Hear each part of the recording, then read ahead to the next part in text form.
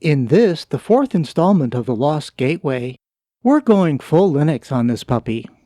Although the machine is old and out of date with an IDE drive and a single-core processor, because we've done our homework, we know we can install a 64-bit operating system. This is not a step-by-step tutorial. You really don't need it. Just follow the instructions. I'm going to hit the highlights. We'll boot from the DVD. Older systems sometimes won't boot from a USB stick, so we'll go with the safest method. I'm using 18.04, which is the latest stable version at the time of this video. It's an LTS version, or long-term support. Although a new version will come out in a few months, this will still be supported for a few more years. Select your language.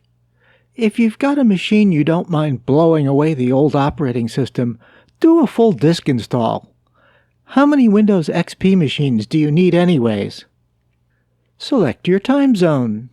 Set up your name and password. Write down your password. That's what Post-it notes are for. Plug in your Ethernet cable and select Updates while installing. This will save you time later. Let it copy the files from the DVD. Go make yourself a cup of coffee or tea. If the machine is really old and your internet is really slow, make yourself a sandwich. It shouldn't take too long. Installing Windows 10 takes much longer. And you should get to this screen. You'll need to reboot. It will tell you to remove the installation media when you do. Now that we have a desktop, it may ask if you want to install more updates. Here you might want to exercise a little caution. Kernel update can break things, like NVIDIA drivers, which happened with the 5.3 kernel. You might want to check the Ubuntu forums to see if anyone is screaming about broken packages. If they are, hold off the updates and go with what you've got.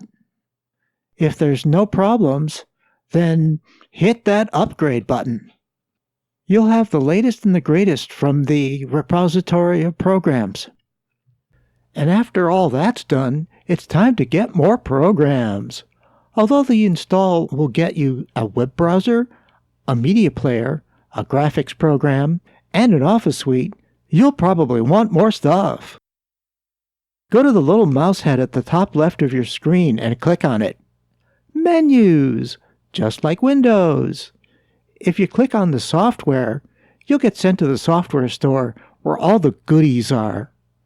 And all the software is free.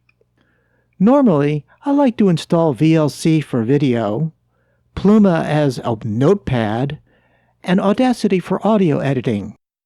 I've also added the CAF plugins to make Audacity a little more powerful. And everything just works. Xubuntu will have installed all the major drivers, so all your hardware should work. Right out of the box.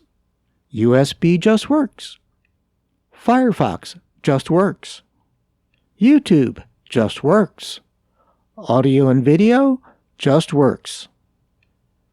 And these are just the generic drivers that come with Xubuntu. You can install the NVIDIA drivers, but the generic Nouveau drivers work well enough. And so we come to the end of our little adventure with the Lost Gateway. It's ancient and creaking, but with a little Linux magic, it can be brought back to life. And that is what it's all about. Resurrect, reuse, and recycle. Thanks for watching, and as always, stay curious.